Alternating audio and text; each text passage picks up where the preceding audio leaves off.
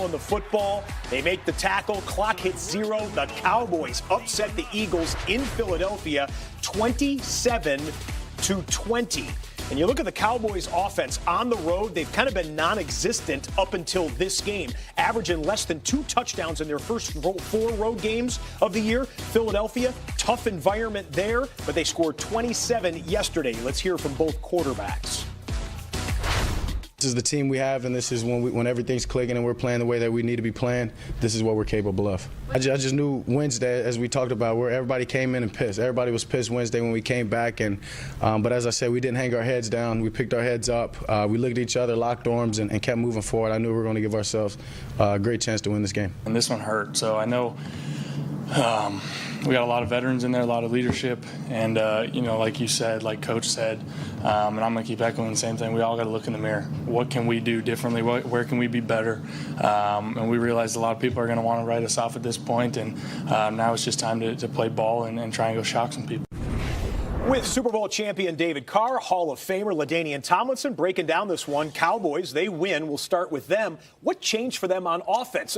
48 hours ago, they wanted the offensive coordinator fired and everything else. Yeah. Scott Linehan called his most creative game. And if Jason Garrett was involved or whatever happened there, it looked good. Yeah. And I thought Dak looked like he was in rhythm. The most important thing, though, was the run game. I mean, if you can get the run game going with Zeke, everything else flows off of that, and some of these runs were into stacked boxes. I mean, they had guys, they had a single safety, so they had the extra body down there.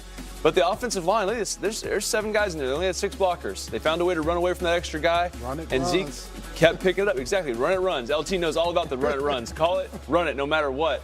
We're able to get that going, and then I thought what was really nice is when they got Dak into the shotgun, and they started utilizing him in the zone read, and then the 3 wide receiver sets, which I think is their best set. I think that's their most effective set. You got Amari Cooper as he starts to progress. Dak, I think, just sees the field better from back there. I mean, he did the shotgun. He probably did that all through high school. I know he did it in college.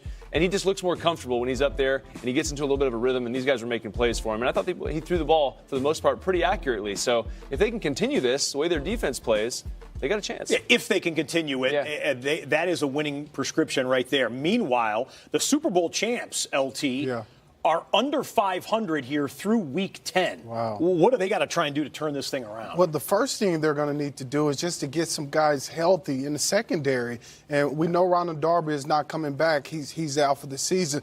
But guys like Jalen Mills and Sidney Jones, they have to get those guys back in the lineup.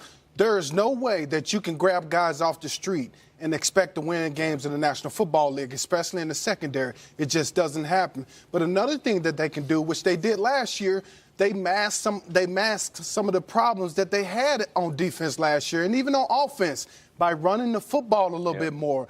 And Josh Adams, to me, is the guy right now in the backfield that they need to utilize a little bit more. He can take some of the pressure off Carson Wentz. He can do some things that we haven't seen the guys in their backfield that are able to do at this point. He's a one-cut back. One cut strong. He has speed. He also can catch the football.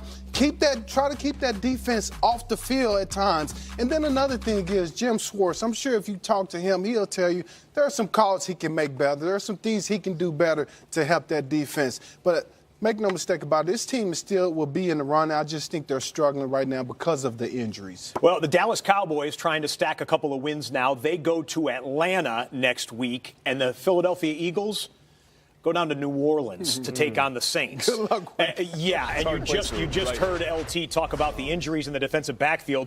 Let's turn to Ian Rappaport right now because they're going to be thin for that Saints game and going forward at corner. Ian Rappaport, you have the latest on the bad injury for a starting corner in Philly.